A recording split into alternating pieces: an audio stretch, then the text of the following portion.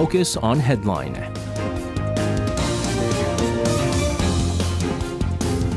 All right, let's take a look at what major issues are making the headlines today on Focus on Headline. For this, joining us in the studio, we have our reporters in Handan and Arirang. Guys, welcome back. Good evening. Good evening to you guys. We are going to start things off with the ever so controversial Nursing Act. We did briefly talk about this in our previous Focus on Headline segment. Really sharply dividing the doctors and the professional nurses, not to mention the nursing assistants who have not been a big fan of this Nursing Act. We have the Doctors Association, other medical workers, this, of course, like I said, including the nursing assistants, launching a nationwide strike today, protesting against a bill that was passed by the National Assembly. Tana, do start us off on this. Well, it wasn't a general strike, but rather a partial walkout, but still it was impactful enough to rattle Korea's medical sector and disrupt medical services, especially during the afternoon hours. Led by the Korea Medical Association, or KMA, Korea's largest medical association representing over 130,000 doctors, a coalition of 13 medical workers organizations staged the protests nationwide. The Korean Licensed Practical Nurses Association was one of them, as various other medical workers, including nursing assistants, paramedics, radiology technicians, and care workers also joined the move, making one voice. During a press hearing, members of the KMA argued that the Nursing Act is a bad law that benefits only nurses and discriminates against other medical workers. They stressed that more than 80% of the medical workers nationwide have agreed on the need to take collective actions against the legislation. The National Assembly, as you mentioned, SJ, passed the controversial Nursing Act last month that guarantees access to nursing services in the community. Community is the controversial word here. By specifying the roles and responsibilities of nurses. The act is aimed at improving the working environment for nurses, but doctors are warning against possible dangers of nurses' independent medical practice. And Arirang will have more details on this in our next story. Protesters today called for President Yoon Suk-yeol to veto the legislation, saying they hope the president will make a decision soon. They also warned that some 4 million protesting members will go on a general strike later this month, possibly on May 17th, if President Yoon does not exercise his veto power. The bill was unilaterally passed by the opposition-dominated National Assembly, and the ruling party and the government have been against it. The impact of today's partial strike was limited, but things will be quite different when they go on a general strike. The coalition also includes various types of medical workers, like I've mentioned, including radiology technicians, care workers as well. So it could paralyze the medical services for the public. And bracing for possible chaos in the country's healthcare system, the health ministry has shifted into emergency mode, urging the coalition to refrain from going on a general strike. So again, we know that this bill was passed unilaterally because, like you said, it is dominated by the main opposition Democratic Party over in the National Assembly, but the ruling party, PPP, what was the reaction from the presidential office then? Well, we're yet to hear an official response from the top office, but Prime Minister Han Duck-soo said today that he will decide whether to suggest President Yoon to veto the bill after careful monitoring and collecting public opinion on the matter. He said that it's regrettable how the legislation was unilaterally passed by the opposition party without thorough review, adding that the ruling party suggested an arbitration plan, but it was not materialized. Again, I mean, there's been a lot of calls for, improvement for the nurses. And I think that sort of came out all the more during the COVID-19 pandemic. There was a lot of nurses who had quit. My wife being a former nurse herself, I remember her saying that right now, she's in a situation where if she's looking for a job, she can get a job right away because there's hospitals all over the country looking for a job. There's a shortage of nurses, basically, and all the nurses are basically saying we can't work under these conditions. It's better off that we quit and find other jobs is what it is, which is why the main opposition Democratic Party had pushed for this. We have Nyanti who says, I'm quite amazed that the doctors and the nurses are taking a leave to this protest. The nurses are not taking part in the strike. It's the doctors and the nursing assistants, right? Yeah, there is a difference with this, and they are, of course, in protest of the Nurses Act. So the nurses definitely not taking part of this. But again, I mean, this conflict, it's always kind of concerning and always really going to be a big problem when the medical, community, strikes, especially because it's going to paralyze the medical system here. But why exactly is the Nursing Act so controversial? I don't know. Walk us through the key details of this act and I guess the different stances over this particular bill. Sure. The key point of the Nursing Act is to take out the nursing-related content that was previously included in the Medical Act and make it into a separate act. The new act contains provisions that clearly define the duties of nurses and specify the improvement of their working conditions. The controversial part is the use of the term local community in Article 1 of the Act. It states the purpose of the legislation as to contribute to the health of the people through the improvement of the quality of medical care and the safety of patients by stipulating matters related to nursing so that all citizens can receive high-quality nursing in medical institutions and local communities. Doctors are expressing concerns that this particular clause will give nurses the opportunity to conduct medical procedures or to open their own practices without the guidance of a physician in local communities. At the same time, some argue that there is no need to make a separate law exclusively for nurses, as there are already systems in place through which nurses can provide care for people in local communities. A representative from the Korea Federation of Senior Welfare said that the current law already mandates the employment of nurses or nursing assistants in elderly welfare facilities, so including the term local community in the new law is only for the sake of protecting nurses' interests. However, nurses argued that the inclusion of the term local community is essential for providing community care amid worsening population aging. A representative from the Korean Nurses Association, or KNA, explained that promoting health and caregiving in local communities is getting more and more important nowadays, which is why the local community clause must be included in the new law. Nurses are also saying that it is impossible for them to open a medical facility under the new act. The representative from KNA stated that the current Medical Service Act only allows doctors, dentists, oriental medical practitioners, and midwives to open medical facilities, but nurses are not granted the right to do so. Meanwhile, nurses are conducting a nationwide campaign to get signatures from citizens supporting the new act, expecting President Yoon to keep his promise of supporting nurses presented during his presidential campaign. According to KNA, as of yesterday, 583,085 Koreans have expressed their support for the Nursing Act. A KNA spokesperson said that President Yoon had visited the office of KNA in January of last year and said that he would help meet the association's demands, and nurses believe he will keep his promise. Again, it does sound a bit weird that nurses opening up their own practices, right? I mean, this is something that hasn't been really heard, and I don't know why this is a big deal for the nurses out there. But again, this is going to be something that's going to continue to go. We'll have to see whether or not. We have seen President Yoon Suk-yeol come out in other bills that was unilaterally passed by the main opposition Democratic Party in the National Assembly and try to veto it. We'll have to see whether or not this is going to go through. But you also have to take into consideration there's going to be a number of nurses who are going to be very much against that. And again, I'm going to sound like a broken record here, but with the general elections coming up next year, every vote is going to count here, and we'll have to see what kind of decision President Yoon makes on this front. We're going to move on to what's being dubbed the SG Securities fiasco that really rattled the local stock markets last week. We had 8 stocks listed on the Korean stock market that plummeted in value as investors engaged in a mass selling spree for those stocks via the Societe Generale. This is a France-based financial services group.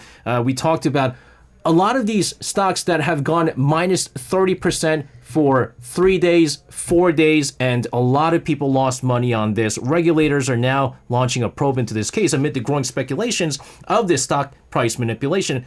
Todd, I mean, all of this is very, very controversial, and if you don't follow the stock market it is all the more difficult to kind of understand. So do explain to us what happened and why this actually happened.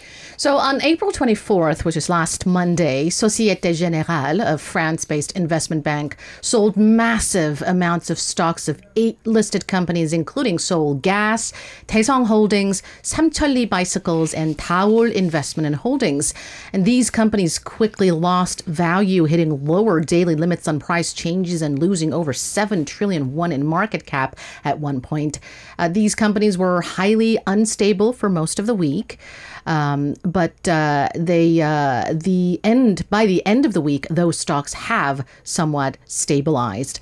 The value of those companies had been rising steadily for months, but the sudden decline coming from a single source, along with rumors which had been in place about possible market manipulation, made financial authorities highly suspicious that there had been an attempt toward market manipulation. And according to a probe launched by financial regulators, sellers used an investment tool called Contract for Difference, or CFD, a blind spot actually in financial supervision and law to engage in market manipulation. CFD is a method for investing in stocks without actually purchasing the stock in question. What seems to have happened is that some of the traders in Korea used the CFD. They bought CFDs to drive the market price of the stocks up, making it seem like these stocks were doing well. In fact, the prices started to go up during the middle of last year. Then either the bubble burst or some of the manipulators wanted to engage in profit taking. And so the stock owner suddenly sold a large proportion of the stocks they held, both directly and through CFD, to suddenly drive down the price of the stocks. Now, to stop potential investors from abusing this method, investors are currently required to put down a margin. In Korea, the required margin is 40 to 100% of the value of the stock, but even with the margin, it'll be cheaper to use the CFD method to invest in stock rather than actually buy and sell the stocks. It's interesting to note that because of the potential of the CFD to be abused, the U.S. does not allow the use of CFDs. Unlike most attempts at market manipulation, these speculators seem to have been very patient, using the legal blind spot to raise prices of certain stocks since last year and perhaps even before. Also, these speculators apparently used foreign financial companies like SG, like Societe Generale, to take advantage of regulatory differences between domestic and foreign financial companies, a blind spot for the Korean financial authorities. So we'll have to wait for the investigation results, but for now, while Societe Generale is not blameless, the parties directly responsible for the manipulation seem to be Korean in origin. Yeah, and like you said, I mean, we don't know how many people are involved with this stock manipulation. We know that, I mean, we're not going to mention his name, but a very particular famous singer is also kind of involved with alleged stock manipulation as well. And apparently there's a large group of people. And you said that they played it really smart here, and because, like, for example, like Samcheolli is actually not the Samcheolli bicycle, it's the Samcheolli, the gas company. Oh. So yeah, there's Samcheolli 자전거, which it's not part of the... Oh, my apologies. Yeah, so there's Samcheolli, which is the gas company, and then there's Seoul Gas. And so a lot of the companies that they bought in this quote-unquote alleged stock manipulation are gas companies. And so last year what happened was, with the Ukraine issue and with Russia and whether or not there's going to be any gas that was going to come in, they knew that the gas prices were going to go up. Hence, like, these gas companies, their stock prices were going to go up. But the thing is, it kind of moved very unusually. If you look at, for example, like Samcheolli was the one that was impacted the most by this alleged stock manipulation. And if you look at, I'm going to look at the 1 year from now. It started off, if you look at May 3rd of last year, the price was at 112,000 Korean won. That is about, I want to say like $90 or something like that. And then the peak was at, let's see, April 3rd of this year. It was at 524,000 Korean won, which is about $480 US. So it jumped about fourfolds, more than fourfolds.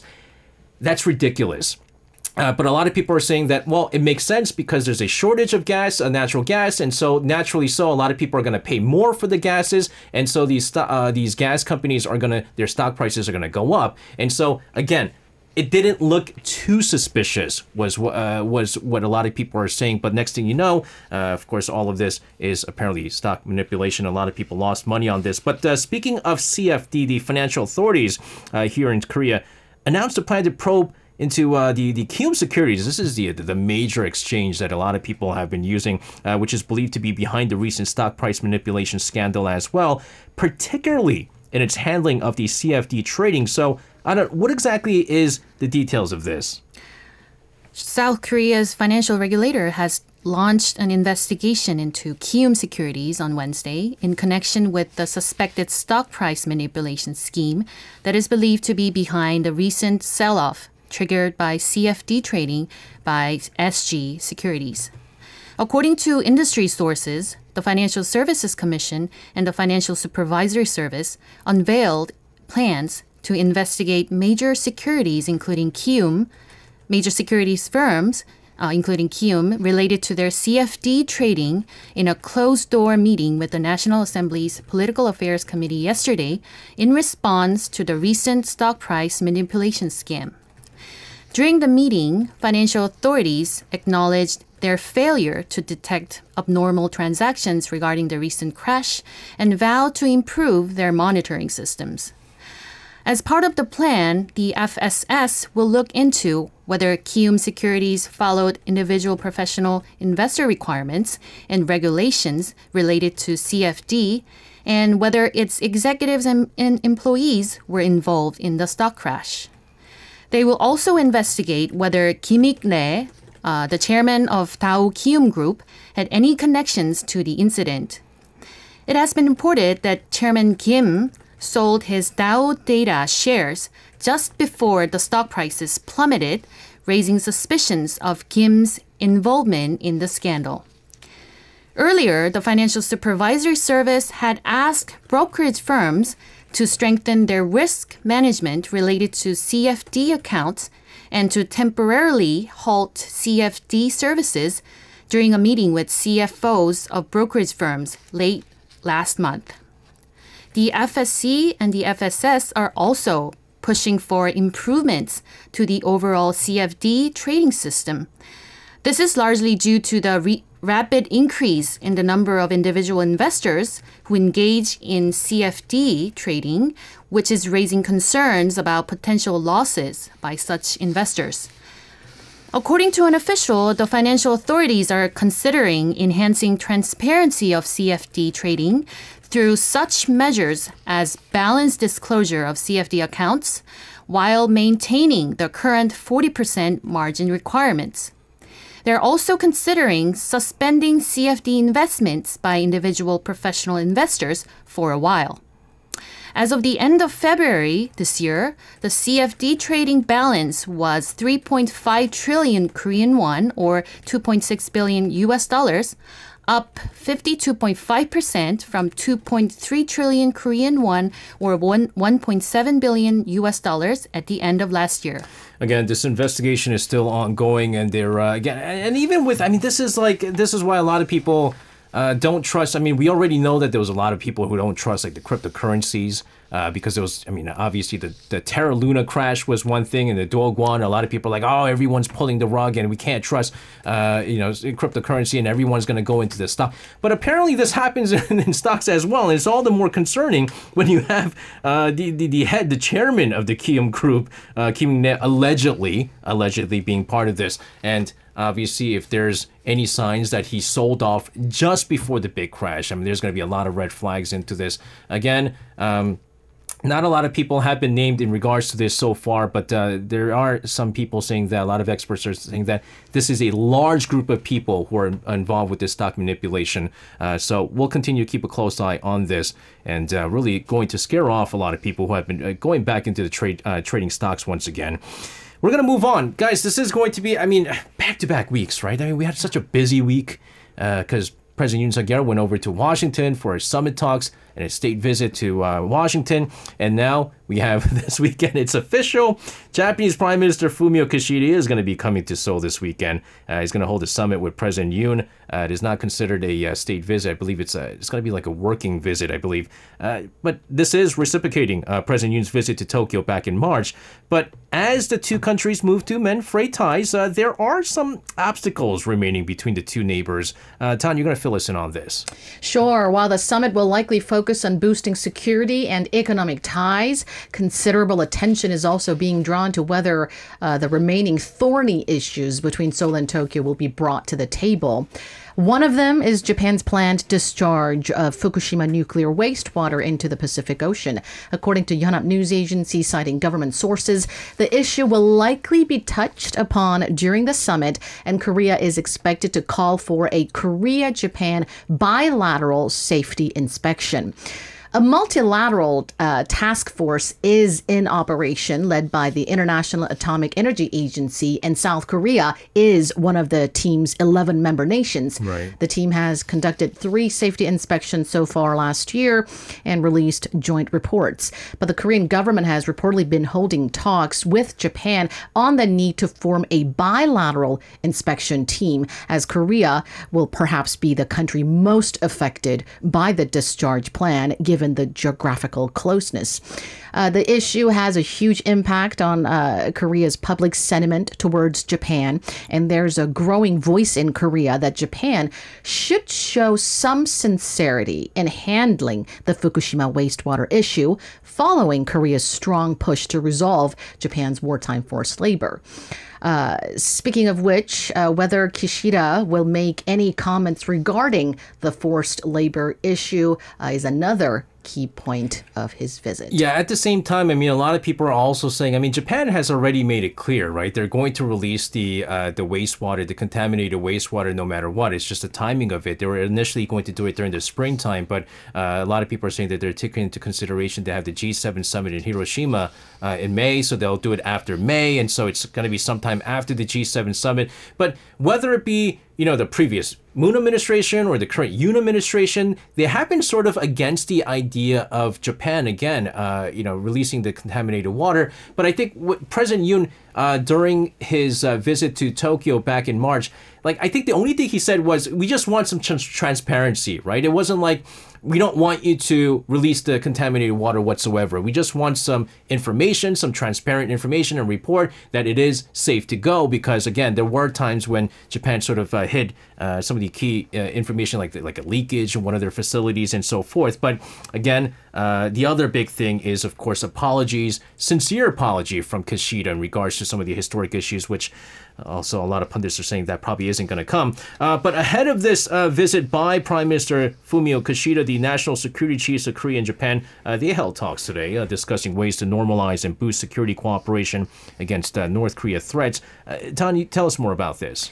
The Secretary General of Japan's National Security Secretariat, Takeo Akiba, arrived in Seoul this afternoon to hold talks with his South Korean counterpart, Cho Taeyong. Akiba marks Japan's first national security chief to visit South Korea since 2014. Cho and Akiba discussed, while we're still waiting for further details to be unveiled, they probably will have discussed a wide range of issues, including ways to boost bilateral security ties, as well as trilateral cooperation with the U.S. Also, deepening military intelligence sharing against North Korean threats were probably among the top agendas, as well as tackling pending regional and global issues. The two officials also agreed to hold a meeting of an economic security dialogue to discuss ways to strengthen cooperation and supply chain, as well as advanced technology. Akiba also paid a courtesy call on President Yoon this afternoon. President Yoon pointed out that Kishida's visit this week will resume the two countries' stalled shuttle diplomacy, expressing hopes that it'll lead to further expansion of bilateral cooperation. He also stressed that Seoul and Tokyo need to work together to tackle global crises. Now, we do see more of this trilateral cooperation between South Korea, the United States, and Japan, and this time as the South Koreans and the Japanese are preparing for this summit. A Japanese lawmaker actually met with a U.S. National Security Advisor over in Washington, D.C. To discuss ways to strengthen bilateral ties, this with U.S. and Japan. So tell us a little bit more about this meeting, Arirang. Sure. According to the White House, U.S. National Security Advisor Jake Sullivan met with the Secretary General of Japan's ruling party, Motegi Toshimitsu, in Washington, D.C., to discuss security and economic cooperation, as well as the overall relationship between the U.S. and Japan. Both officials underscored their commitment to strengthening bilateral economic and security cooperation, affirmed their resolve to continue supporting Ukraine as it defends itself from Russia's brutal invasion. They also discussed the importance of increasing multilateral cooperation across the region, including with South Korea, which can be interpreted as putting importance on the trilateral cooperation between the U.S., Japan, and South Korea in response to North Korea's nuclear and missile threats. Sullivan noted that President Biden looks forward to meeting Prime Minister Fumio Kishida at the G7 Leaders Summit in Hiroshima this month. The two officials committed to deepening the bilateral partnership to advance their shared vision for a free and open Indo-Pacific. Meanwhile, Motegi expressed deep regret over the recent visit by South Korean lawmaker Chon Yong-gi to the country's easternmost islet of Dokdo. In his meeting with reporters in Washington, D.C., Motegi criticized it as unacceptable and very regrettable. The Japanese government had also lodged a protest through diplomatic channels, including to the South Korean embassy in Japan, over the South Korean lawmaker's visit to Dokdo. Oh my goodness. I don't see any controversy with a South Korean lawmaker visiting a South Korean territory. That's like saying being upset at a Japanese lawmaker for going over to Osaka for his family vacation or something like that. But again, despite the fact that there is friendlier ties between South Korea and Japan. It is these issues. It is always going to come up. And we're going to have issues regarding Dokdo all the time. We're going to the distortion of historical facts on their school textbooks is something that's going to continue to pop up. And we'll, of course, see whether or not the current administration is going to fight this. Also, Chon Yong-gi of the main opposition Democratic Party, very quick to denounce Japan's protest of this recent visit to Dokdo. He called Japan's claim a clear violation of Korea's sovereignty. Tan, give us the details, and also, how is Seoul's foreign ministry handling this despite, again, rosier ties between the two countries? Well, Chon Yong-gi of the DP slammed Japan's move as a clear infringement upon sovereignty and interference in domestic affairs. In a Facebook post, he urged Seoul's foreign ministry to immediately lodge a strong protest against Japan's interference in domestic affairs. The foreign ministry said that Japan's unreasonable claim was dismissed through diplomatic channels. It reiterated the Korean government's long-standing stance that Dokdo is Korea's own territory historically, geographically, and by international law, and that Seoul cannot accept any claim from Japan regarding Korea's territorial sovereignty. The team of young DP members led by Chon Yong-gi issued a statement saying that they will never accept or forgive Japan's continual attempt to brainwash distorted historical values to the Japanese people, calling on the Japanese government and the media to stop wrongful territorial claims over Dokdo. No South Korean would argue against these young DP members' claims that Dokdo is part of Korea's own territory, but the timing of their visit has raised quite a controversy. Some are saying, like you just said, SJ, there's nothing wrong with making rightful claims and legitimate demands over Dokdo, while others question if the visit had to come now, if it was absolutely necessary, when Seoul and Tokyo are just about to mend frayed ties and work toward a future-oriented relationship. President Yoon has repeated many times that it's time for South Korea to put the past behind and move on towards a better future with Japan.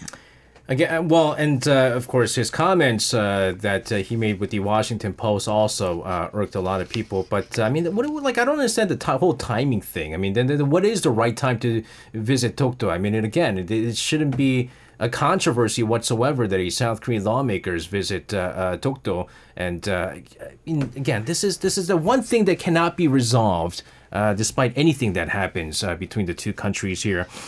Guys, speaking of historic issues that remains to be resolved, again, there's yet to been a formal apology over the forced sexual slavery of Koreans during Japan's colonial period. And it really is sad every time we talk about this, and we're seeing more and more another victim of forced sexual slavery passing away. It's been only 4 months since another victim passed away late last year. So, Arirang, tell us more about this tragic story.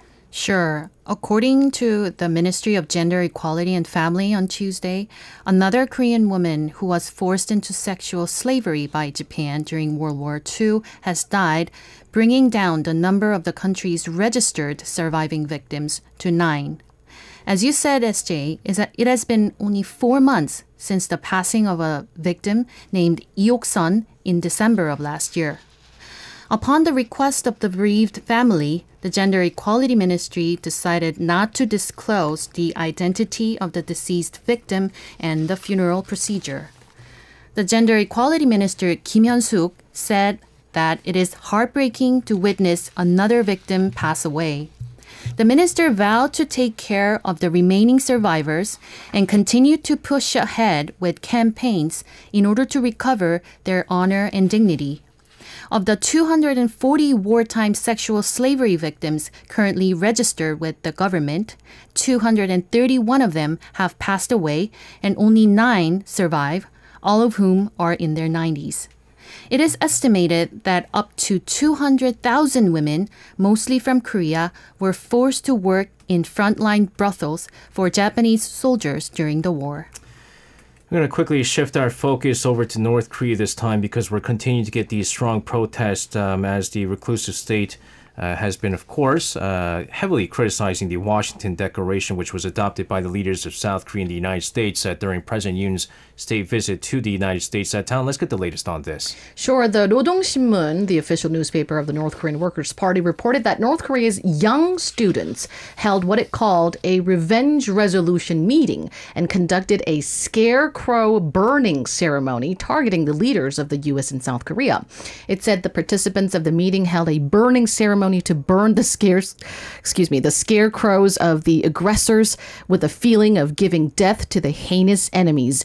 The report added that the more they turned into ashes, the more heated the heat of punishment was. Participants referred to President Yoon's state visit to the U.S. as the most hostile, aggressive, and humiliating act towards the U.S. and an act of nuclear war. Regarding the Washington Declaration that strengthens Washington's nuclear commitment to South Korea, they slammed that it is the product of the criminal ambitions created by the hostile hearts of the U.S. imperialists and their puppets, which clearly justifies North Korea's measures to strengthen its defense power and nuclear capabilities. Top North Korea experts see this as the Kim Jong-un regime's move to further justify its nuclear ambitions and further provocations, while also cementing the loyalty and the solidarity among young North Koreans against their enemies. The Washington Declaration is by far the strongest nuclear pact between South Korea and the U.S. since forming their military alliance. And although it falls short of actual nuclear sharing, the presidential office says the allies' planned nuclear consultative group set to be formed under the declaration will serve as a pragmatic tool in protecting South Korea, a tool that will be even more pragmatic and useful than NATO's style of nuclear sharing. The participants of the meeting held a burning ceremony to burn the scarecrows of the aggressors with the feeling of giving death to the heinous. And I don't know how they come up with these words, to be honest. These are phrases. I am running out of English words to describe their phrases. Well, they apparently have their own phrases that they're using. every time they come up with these criticism, it's actually pretty impressive. It seems like the foreign minister of South Korea, Park Jin, is quite busy these days. He's wrapping up President Yoon's state visit to Washington. He's preparing for the upcoming G7 summit, which is slated in Hiroshima later this month. There is another trip by a minister that we should pay attention to, and this is his recent trip to Malaysia. Aran, do tell us more about this. Sure. South Korean Foreign Minister Park Jin called for bolstering bilateral ties with Malaysia during his 2-day visit to the Southeast Asian country. He delivered this message in meetings with Malaysian Prime Minister Anwar bin Ibrahim and Foreign Minister Zambri bin Abdul Kadir, as well as in his lecture delivered at the University of Malaysia. During his meeting with the Prime Minister held in the Malaysian city of Putrajaya, Park noted that the two countries have advanced their ties in various fields over the past 60 years and asked for the country to consider supporting Korea's bid to host the 2030 World Expo in Busan. Park and Foreign Minister Zambri agreed on the need to vitalize government as well as civilian exchanges between the two countries. During the meeting, Park called for elevating the Korea-Malaysia relationship to a strategic partnership and expanding their ties to future-oriented areas like technology and climate change. In his lecture at the University of Malaysia, Park reiterated that the two countries expanding their ties into a strategic partnership is to better contribute to regional and global peace and security. The foreign minister's visit to Malaysia came as two countries celebrate the 40th anniversary of Malaysia's Look East policy, which aims to learn from the economic policies of South Korea and Japan to boost its economic growth. Park also had a breakfast meeting with Koreans living in Malaysia and business people to hear about their difficulties and discuss ways to expand Korea's export to Malaysia.